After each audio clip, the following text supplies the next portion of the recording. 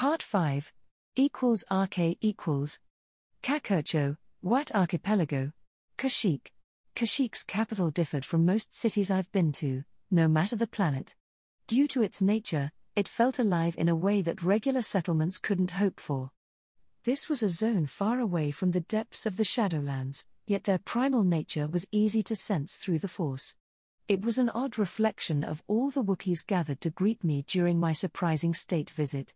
Rows of warriors lined the approach from the landing platform. They all carried traditional bow casters and had their fur tended into colorful braids. The same was true for the delegation of particularly large aliens waiting for me. Their fur shone in the morning sun. A fresh breeze roughed braids bound with polished stones. I recognized the king and the local chieftain, who was the de facto ruler of the capital, Tarful. The latter had darker fur with lighter spots around his face. He stuck out due to wearing a semblance of armor, some kind of stripped leather shoulder guards, which had to be ceremonial in nature. Those things wouldn't be able to protect from a near miss, much less a glancing hit from a military weapon, and looked positively tiny on the Wookiee's massive form. A cacophony of happy roars and growls greeted me after disembarking the shuttle. HK walked dutifully beside me to ensure there would be no misunderstandings. "Welcome, Mandalore," HK translated. Thankfully, my assassin droid knew when to play the role of a simple protocol droid in order not to piss off people. "This is a proper warrior's welcome." My assassin sounded smug and happy in a way I usually associated with the prospect or immediate aftermath of wholesale slaughter. "It almost feels like home." We spent the next hour exchanging empty platitudes for all the gleeful spectators, which reminded me why I did my best to have other people deal with most politics when possible for decades. It was unfortunate I would be stuck being a head of state for years to come, with all that entailed. The flow of happy emotions from the gathered Wookiees somewhat made up for the tedious political spectacle. Their elation and vindication were quite tasty and helped keep my mood from becoming particularly foul. The Wookiees gave a grandiose speech about the dawn of a new era, an end to the constant Trandoshan raids and prosperity like Kashyyyk hadn't experienced in many generations. It was a typical political stunt, just with more gleeful roaring, which soured my mood due to the reminder of what I had to look up to in the future. Nevertheless, I kept smiling and nodding at the right moments. It was nearly noon when we retreated into a cozy room carved out into the massive trunk of the Russia tree that the city was built around and, more importantly, within.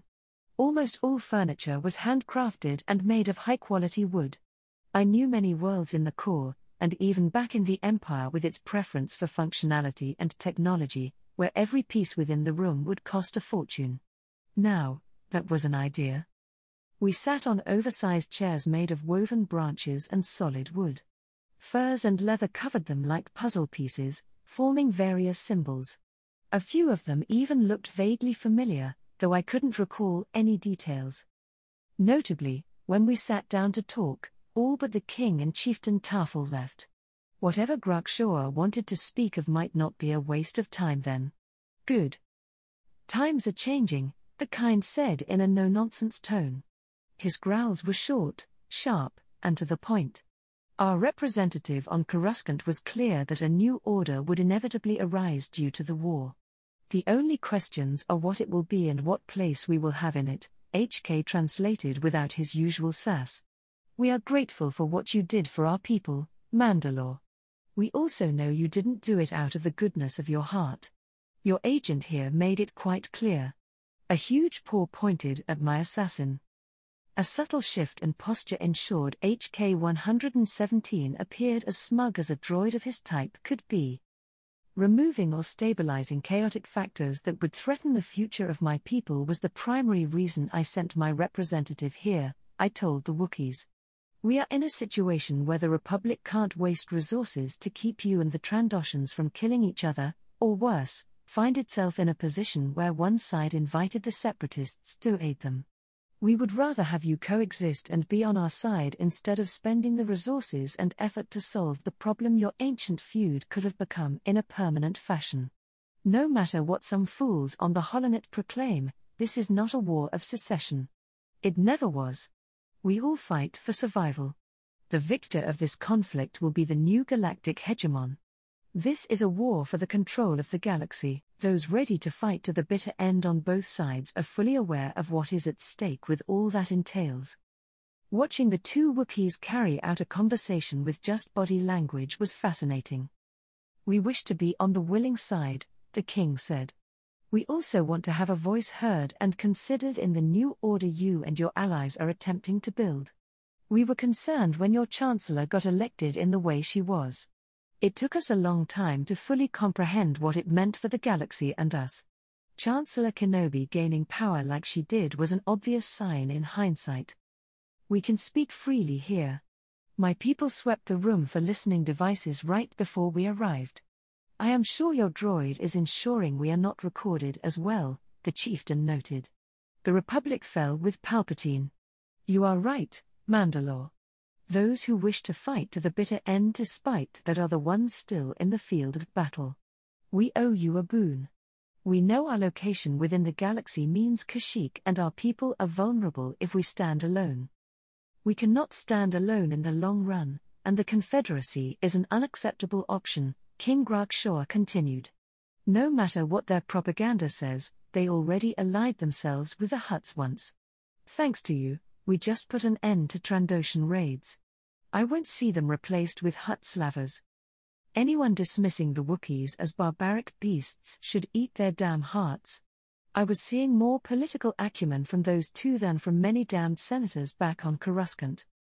You need a military industry then, King Grak-Shor. You need shipyards and a navy that could protect Kashyyyk when outside powers are unable or unwilling to do so. The nature of this war proved that fact beyond doubt. And if that is not enough, your world, or at least system, needs to be important enough to be worth protecting even when the military situation is nearly catastrophic," I spoke slowly, running through options in my head. "We have seen how the rest of the Republic is greeting your people and the alliance you made possible," Grak-Shor rumbled in displeasure. "We fear the same treatment without factions caring about the power we might wield. For all our prowess as warriors, we are one world. Our people are relatively few. We can't stand alone. I can potentially offer introductions with members of the Mid-Rim Alliance. Mandal Motors, among other entities I have sway over, might be able to provide know-how as well, so you can establish a proper system defense navy in the future. Due to its location, this system can potentially serve as a shield against Hutt space and the Confederacy. There is the possibility that this war won't end with a clear victor, ensuring a new conflict in the not-so-distant future," I suggested. "What would you want in exchange?" the chieftain asked after a brief, non-verbal conversation between the Wookiees. "I would require you to fully back the new order we are attempting to build from the ashes of the Republic. That was the fundamental point on which anything else would be based." I glanced pointedly at HK. "Jamming is in full effect, Master. I detect no listening or other observation devices," my assassin confirmed. "To be clear, I mean our new order, the one the Kenobis, our other allies, and I are attempting to build, not the order many factions within the core want." The Wookiees glanced at each other, and Grak-Shor gave me a fang-filled smile. "As long as we sit on the table, we are with you, Mandalore. That much I can promise." RK equals Part 6 RK equals Council Chambers, Confederate Senate Building, Raxus Secundus. A quiet whine coming from his servos was the only sound Admiral Trench could hear when he walked into the conference room where the Confederate Council met. A handful of people were present in the flesh. Holograms sat along a long table in the middle of the room, leaving a single free seat custom-made for the Admiral's species. So he was about to speak in front of the whole council and observers. That was the next best or worst thing compared to being in front of the Confederate Senate. "Admiral, it is good to see you in person. We all feared for you and your fleets when the Sith and the Corps revealed their latest treachery." Ilroth greeted him with aplomb. Despite what happened recently, the unusual Neimoidian was obviously in high spirits. Did he know something Trench was unaware of, or was it the other way around? The Admiral wondered. "Do take a seat, please, and make yourself comfortable. We have much to discuss." Ilroth eagerly waved at the free seat. Trent shuffled forward and carefully maneuvered his bulk over the seat. With his body containing more cybernetics than flesh these days, even something as simple as sitting had to be a measured or deliberate affair. "I am at the Council's disposal," Trench declared. "We gathered here today to decide on a war-ending strategy." There was no mistaking San Hill, the Confederacy's primary contact with the neutral banking clans, for anyone else. It seemed that our attempts to weaken the Republic didn't pay out. Their recent successful offensive appears to be proof of that. However, our Bothan friends are of a different opinion. All beings in the room turned their attention to Borskfilia. The Bothan's well-groomed fur bristled at the attention. His eyes shone with wild determination, bordering on fanatism. All information gathered by the Bothan spy net leads to a singular conclusion. Jedi Master Perion was more right in his warnings than any of us dared fear.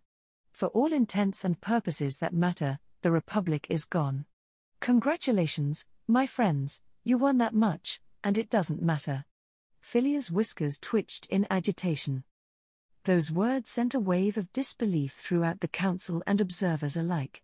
It was no secret that everyone banked on causing the Republic to fracture or force it to the negotiating table from a position of strength because continuing the fight would be an existential threat. "Senator Filia, please elaborate." There was not even a hint of surprise or agitation in the voice of the Techno-Union's leader. A closer look revealed that the three most powerful beings in the room were not surprised by the Bothan's words. The same was true for a few more councillors, though not all of them. This kind of political theatre was troublesome and potentially counterproductive. However, due to focusing on the war effort, Trench could admit he wasn't as familiar with the political realities within the Confederacy as he should be.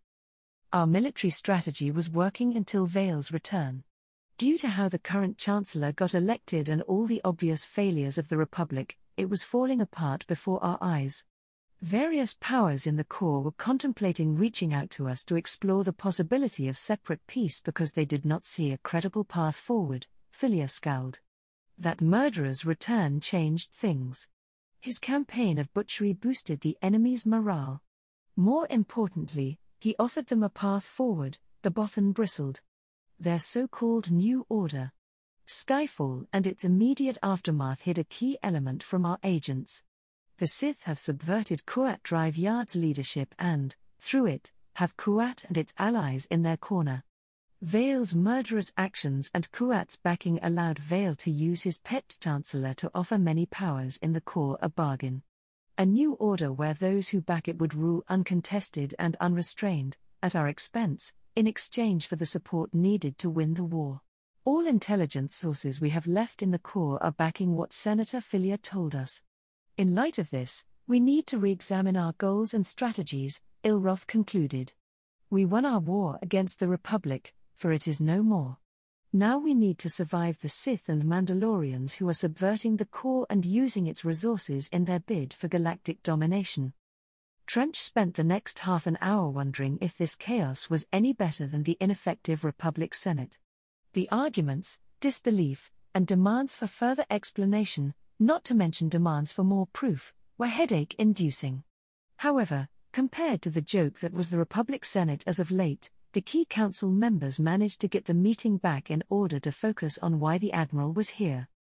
Defeat is not an option, Trench began as soon as everyone else shut up, and Ilroth gestured at him. It is clear that if we lose, we are looking at subjugation at best and destruction at worst. I can offer a few different strategies that can offer us the possibility of victory, depending on how you define victory. The recent enemy offensive will have moderate long-term consequences. The material lost by the enemy mostly mitigates our losses in ships. Due to the recent loss of industrial capacity, a prolonged war no longer favors us. We are back into looking at a window of opportunity governed by industrial realities, the Admiral nodded in respect to the Bothan. Thanks to the Bothan spy network and the invaluable information its agents brought us, we have an unprecedented insight into the number of ships the enemy can build and, more importantly, their ongoing construction cycles. It takes 18 months to build a Venator Star Destroyer. 13 months for an Acclamator, Cleo Vombra's mechanical voice elaborated. We both are constantly completing ships or repairing damaged vessels, so they could return into service. Most of those hulls replace losses or ships leaving the front due to needing repairs. What has governed most major offensive and counteroffensive actions in the war so far are periods when many construction orders are completed in relatively short order, giving a boost in available assets to use in offense or to replace critical losses and shore up defenses. Skyfall bought us precious breathing time, severely crippling the enemy's production capabilities.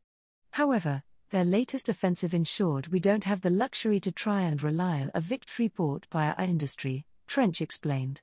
The loss of ships, industry, and mines ensures we are not in a good position for a long war. The issues are compounded by Vale reinforcing the Mid-Rim alliance. A lot of people grumbled at that. Trench himself wasn't happy. Things would be different if it weren't for many powers in the core releasing so many ships for Vale's offensive. Then the offensive wouldn't have been so successful, and Trench might have dared roll the dice and faced the fleets that Kenobi was about to bring to Corellia. One way or another, the war would have been decided before the Mid-Rim alliance became a decisive factor. The war had to be resolved before that alliance and the Republic's access to resources from it could become a decisive factor, further boosting the enemy's industrial output. We have 12 to 16 months before ongoing construction within the core brings us to rough parity in naval assets. At that point, assaulting their key industrial centers would become an expensive way to commit suicide. In 3 years, the enemy will be able to launch escalating offensive operations without compromising the defenses of the core or those in the Mid-Rim. Trench paused briefly to ensure all politicians would comprehend what he was telling them. In 12 to 14 months, depending on ongoing combat operations, we will have a moment of culmination, where our available naval assets, new technologies, and upgraded fleets will have maximum advantage compared to the enemy. That advantage will rapidly decrease as new enemy construction comes online in increasing numbers. We have 8 to 10 months to shape the battlefields across all combat theaters in preparation for an all-out offensive that will decide the war's course. At that point, we will need a few months to consolidate our assault fleets and logistics in preparation for the coming offensive. What do you mean by shaping the battlefield, Admiral? Shu Mai of the Commerce Guild asked. We will map and weaken enemy defenses. We must force the enemy into engagements under circumstances that will give us favorable attrition rates. We must further ensure the enemy is distracted and forced to dedicate as many assets as possible in engagements that will not give them better odds in surviving the onslaught we must unleash upon them, Trench continued. We can deploy army groups to more loyal worlds to the Republic, then pull our fleets back, forcing the enemy to try and liberate them, further stretching their logistics. Philia exclaimed. From what we gather, the Sith knows that going for such bait is of no military strategic value. However, it is a political necessity for his new order. We can stretch their logistics and navy to the breaking point before you launch your offensive, Admiral. Interlude, Industrial Realities of the Clone Wars, an essay. =RK=. For obvious reasons, a tremendous amount of information about the current industrial capacity of the Federated Empire and its key member states remains classified.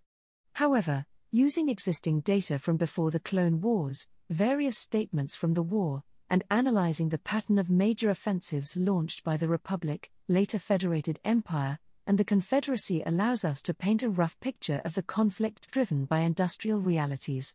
A complete, properly researched article or even a book on the matter can only be possible after various archives and critical data are declassified, and we gain access to surviving or captured Confederate archives. Until then, the analysis below should be taken with a grain of salt due to the nature of the data we are basing it on. In the first part of this essay, we will outline our analysis and what we base it on in plain language, followed by a heavy analysis of available data and presenting the sources of said data in parts 2 and 3, respectively.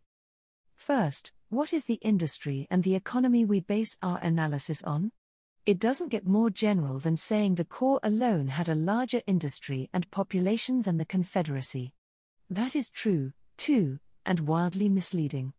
The war would have been very different if the industry and economy of the Corps, much less the Republic as a whole, had the opportunity to smoothly transition into war footing and produce enough material to turn the tide of the war. As we all know, the reality was different. To understand why, from an industrial perspective, we need to delve into specific essential numbers. The key ones for the war effort as a whole are the numbers concerning naval production. With the Venator and its variants being the backbone of the GAR and later the imperial navies during the war, focusing on those ships first is vital. On average, it took 18 months to build a Venator, from laying down its keel to commissioning a completed ship ready for action. We can't stress this enough, this is an average construction time. Major shipyards with state-of-the-art equipment and veteran, experienced workers could build such star destroyers faster. In contrast, smaller shipyards might require up to 2 years to finish a single Venator. Further, the numbers could be distorted by various vital factors. Suppose a shipyard has all the components to build a warship at hand. In that case, it can deploy more equipment and construction workers to get it ready even faster. The reverse is also true. Due to various bottlenecks, mostly completed warships would take extraordinarily long to be completed and commissioned even if the bulk of the work has already been done. The above point was critical right before one side launched a major offensive or shortly after it was clear the enemy was doing so. Ships could be rushed into service at the expense of slowing down the construction of others to either give more punch to offensive actions or help plug in vital gaps during critical defensive battles. While doing so was important on multiple occasions, each time it happened, it distorted build schedules and planning about the future availability of new construction. The next factor that complicated matters was bottlenecks in the building of various components, both due to the need to expand production lines, loss of industrial capacity to enemy action, and shortages of critical resources, slowing down production across the board and mitigating the impact of the Republic's overall larger industrial base. Understanding why average building times are perhaps the most crucial statistic we focus on is essential. When the war began, it took time for industries to go to total war footing. It would be only a year and a half, if not more, after we reached that point that the Republic's larger industrial base could noticeably positively impact the war effort. More importantly, due to the nature of mobilization and ongoing losses of ships and other materials since day one of the conflict, most construction completed for the first years of the war ended up replacing losses instead of boosting overall fleet numbers. A pattern would quickly emerge, which would govern the flow and ebb of offensive actions. This pattern was simple in concept but somewhat complex to predict due to constantly changing factors. There would be times when a significant amount of new construction would come online quickly, giving the Navy a boost in available numbers. Until the climactic Confederate offensive that decided the course of the war, we would see this pattern repeat itself. The enemy would attack at a time when it has a boost in relative power due to new construction, aiming to deny the benefits of the same to the Republic, through striking at crucial industrial centers. All those industrial factors were vital in understanding the war's progression after the Confederacy had its coup and removed the disgraced Jedi Dooku from power. The CIS's new leadership knew a long war didn't favor them. They needed to mitigate the Republic's advantage in industry and resources if they were to survive, much less win. This reality imposed a constraint on how long the Confederacy had to launch an offensive that had to cripple the Republic or slowly lose the war. The result was the infamous Confederate Grand Offensive, which was wildly successful and, while it didn't outright win them the war, ensured they wouldn't lose any time soon, if at all. This essay is primarily concerned with the industrial and economic impact of the offensive. Other detailed works cover in deep detail the political and military ramifications. First, the Grand Offensive cut off the Corps from most of the galaxy. As we learned later, the enemy didn't have the time or resources to properly reduce all Republic holdings beyond the Corps and instead focused on the primary threat, the Corps' industry. The fall of Corellia, crippling the dispersed industry of Kuat, and cutting off the Corps from cheap resources from the Rim, changed the strategic situation overnight. While before the offensive, the Confederacy was living on borrowed time, now, At worst, it had an effective rough industrial parity with the Republic when considering that the Corps' intact industries were starved for resources and unable to work at full capacity. The result was obvious. In the following months, the Confederacy built up defenses in the Corps, daring the GAR to launch a ruinous attempt to break through critical choke points. Due to a combination of political and economic reasons, the Confederacy might have been able to outlast the Republic and potentially win without a decisive campaign to take the rest of the Corps. At that point, General Vale's return gradually shifted the balance of power, culminating with Operation Starhammer.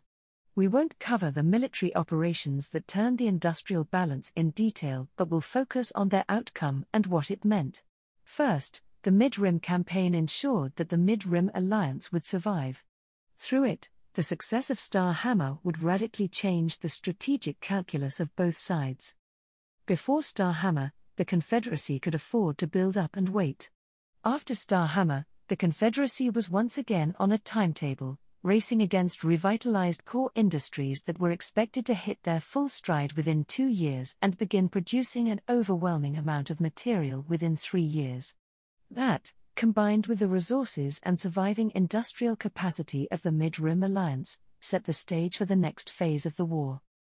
From an essay written and published by staff members of the Anaxes War College, =RK=, Interlude, Unsung Heroes, the Republic Salvage Crews, =RK=. The Clone Wars had many heroes of whom the population at large was and, to a large extent, is still unaware. In this program, we in the GNN will do our best to honor them and their accomplishments. In this episode of Unsung Heroes, we won't be focusing on combatants. Instead, we will look at an often overlooked people who played a vital role in boosting the war effort. We are talking about countless salvage crews, both private and corporate, who ceaselessly worked for the duration of the war and beyond. Why are they important, and how did they impact the war effort? Why are they heroes in the first place? Early in the war, an unexpected source of material emerged, which meant more ships could be built or repaired and returned to the field of battle faster. This was battlefield salvage of friendly vessels, recovery, and breaking up for recycling the hulls and components of enemy vessels abandoned in Republic-controlled space. The same was true for the Confederacy, which almost exclusively used droid crews for the job in stark contrast to Republic salvagers. Often, salvage operations had to be carried out in contested space. At the same time, Confederate raids aimed at denying or recovering material threatened the lives of the salvage crews. From GNN's Unsung Heroes famous Holonet series, =RK=, Interlude, the political situation leading to and in the aftermath of Operation Starhammer, =RK=. Intelligence recovered in the aftermath of Operation Starhammer gave us essential insight into the political realities within the Confederacy. It is unfortunate key intelligence sources are still classified. This makes more comprehensive research on the topic hard to impossible for the time being. However, we can still paint a comprehensive picture that aligns with the decisions of the Confederate Council in the aftermath of Starhammer, all the way to the end of the Clone Wars, an important distinction compared to the Republic, and to a lesser extent, the Federated Empire, necessary for understanding CIS policymaking is the nature of the Confederacy. While its model intentionally mirrors that of the late Republic, complete with its own Confederate Senate, which has legislative powers, much of the power within the Confederacy lies within its Executive Council. The reason for this is simple. 3 key members of the Council, the leaders of the Trade Federation, Techno-Union, and banking clans, controlled over 60% of the CIS industry and nearly 80% of its military. Much of the remaining industry and military within the Confederacy was and still is dependent on expertise, manufacturing, and resources supplied by those 3 entities, giving them unprecedented power when united in purpose. This is vital because ever since the coup that ousted disgraced Jedi Count Dooku from power, the Triumvirate, as it is known, did have unity of purpose, survival, and victory at all costs. Further, intelligence recovered during Starhammer and its immediate aftermath reveals that Count Dooku conducted investigations into those deemed disloyal shortly before his removal from power.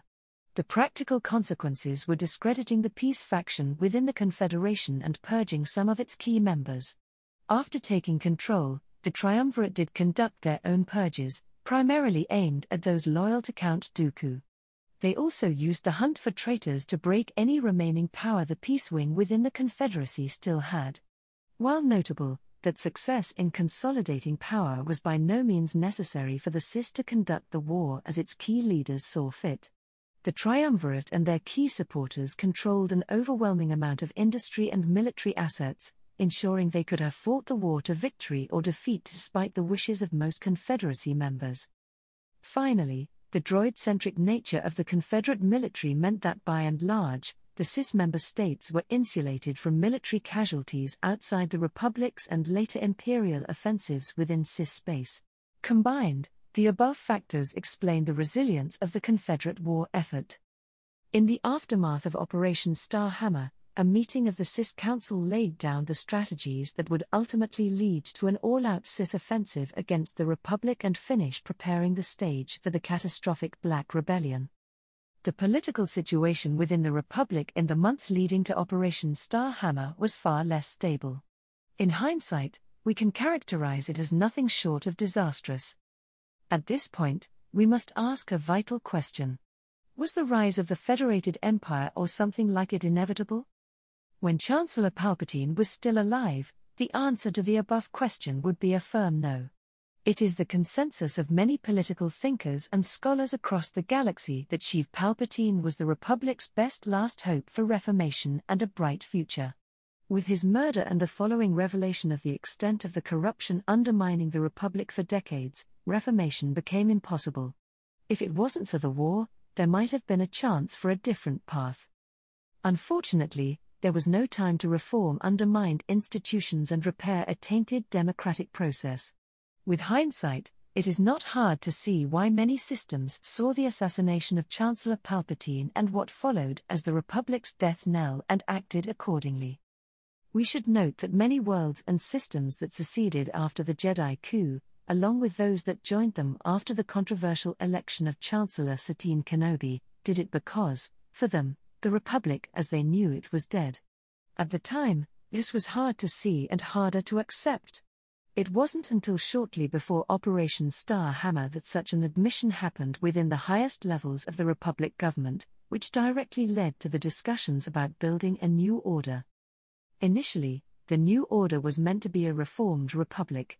However, the realities of the war, the ongoing stream of secessions, and the interests of the loyalists who were still fighting the war made such a reformation impossible. All those factors had a singular unintended consequence. Most worlds that wanted peace and could get away with it declared neutrality. They seceded from the Republic in the months following Chancellor Palpatine's assassination. This left Chancellor Satine presiding over a republic that was a pale shadow of its former self. She represented and was backed by systems and alliances that had most to gain from fighting the war to a victorious conclusion and most to lose from a peace that left anyone else in control of the Outer Rim. At this point, we have to go beyond politics. We must touch upon economic realities and how they shaped the decision to continue the war even when quietly accepting the Republic was no more, and second, how this shaped the future Federated Empire. It is no secret that the Republic has built its prosperity upon the flow of cheap resources from the Rim for a very long time. The war cut it off, crippling the Republic's economy.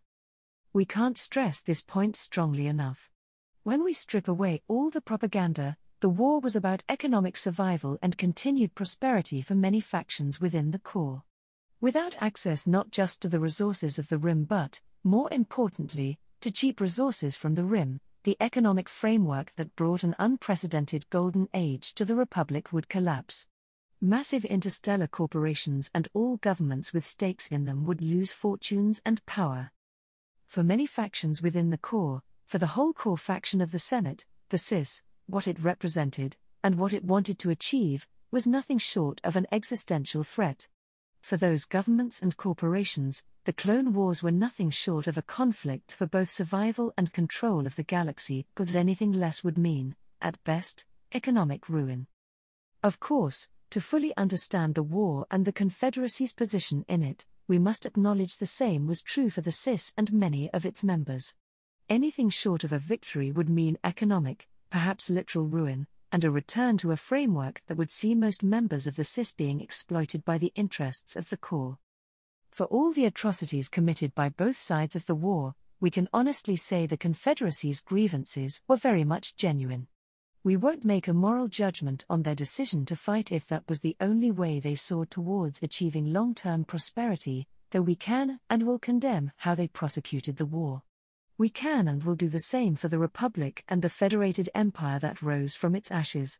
While the status quo might have been unjust, it brought unprecedented prosperity and security to most of the Republic's population. The governments representing all those who prospered under the Republic's framework had a duty to ensure this state of affairs continued. It is another question if a middle path could have been found, ensuring the prosperity of all Republic citizens. Before the war, such a path was possible under Chancellor Palpatine. However, corruption, the war, and his assassination made it all a moot point. Why is all that important beyond understanding the reasons many factions within the core had to continue fighting past the failure of the Republic? The Federated Empire and the new order it represents are based on the two fundamental principles that once upon a time made the Republic possible: security and economic prosperity. The Empire's pledge is that it will ensure the safety of its citizens and do its utmost to facilitate their prosperity, no matter the cost. Fundamentally, the very foundation of the Empire guarantees that it will fight to regain control of the galaxy like the Republic had at its height so it could secure its citizens' safety and prosperity. These pledges made the Empire possible in the first place because they were the core reasons why the factions that backed its creations kept fighting the war beyond the destruction of the Republic and directly led to the formation of the Empire. Much has been written about the infamous meeting on Coruscant that directly led to Operation Star Hammer. In hindsight, the Republic that fought the war under Chancellor Palpatine was gone by that point. Instead, Chancellor Kenobi represented those still willing to fight the war to the bitter end as long as victory could be achieved or a total loss could be avoided. It is no secret that at the time, various power blocks within the core were quietly discussing seeking separate settlements with the Confederacy because they simply didn't see a way forward that would avoid ruin. A new order led by the Confederacy seemed inevitable before Operation Star Hammer. That was the official narrative. Behind closed doors, the political calculus was somewhat different. The loyalists within the core found themselves in the odd situation where merely winning the war, which was already a tall order, was not enough. They needed to win the war and emerge in its aftermath in a strong enough position compared to their allies and rivals within whatever order would replace the fracturing Republic. Otherwise, spending the resources and lives for a victory, only to certainly lose the peace, would be pointless, and in that case, seeking an understanding with the Confederacy might have been the better option. It should be noted that at this point, no one was talking about peace for peace's sake or to preserve lives. Any idealistic governments that had already seceded, or due to their strategic situation, were in no position to voice such concerns. While unhappy with the situation, others were willing to back Chancellor Kenobi and the war to avoid handing the galaxy to the Confederacy, which they saw as the bigger evil. Senator Bail Organa, the leader of the loyal opposition within the Imperial Senate, has openly admitted this was and continues to be Alderaan's position on the matter. While the new order wasn't ideal, the alternatives were worse, so Alderaan led the faction that attempted to reform the Empire from within while supporting its existence and policies aimed at surviving the next inevitable conflict. The Coruscant Summit can be seen as a pledge. General Vale proposed an operation that could change the course of the war and offer the chance of victory. Those willing to keep fighting stacked everything on the success of Operation Star Hammer. A potential failure would shatter the illusion that the Republic was still a thing and destroy the strained unity of the loyalists within the core, proving the price for victory would destroy them anyway if they were to pay it. As we all know, Star Hammer was a success, though it fell short of a war-winning blow. Admiral Trench managed to extract the bulk of the Confederate fleets from the core, ensuring the war would last for years to come. However, we can't understate Star Hammer's revitalizing effect on those determined to fight and, more importantly, those contemplating ending the war then and there with the best deal they could get from the CIS. Starhammer changed the strategic situation overnight. Before the operation, the Republic was looking at a slow and prolonged defeat, with the Confederacy gradually gaining the upper hand due to having access to enough industry and resources to win a long war. After Starhammer, the reverse was true. Now, the Confederacy was on a timetable, and the Republic was once again enjoying an effective industrial advantage. The existence and survival of the Mid-Rim Alliance and its place as a shield between most of the Confederate space and the Western Galactic Quadrant meant that the Republic would gain an advantage with every passing year. Victory was no longer an uncertain dream. Now, it was very much possible. The political ramifications of Starhammer and the return of the Mid-Rim Alliance into the fold were severe.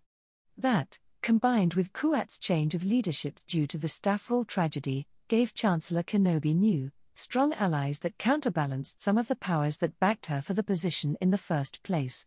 In the weeks and months following Starhammer, we would see ever-changing alliances centered around the nature of the new order.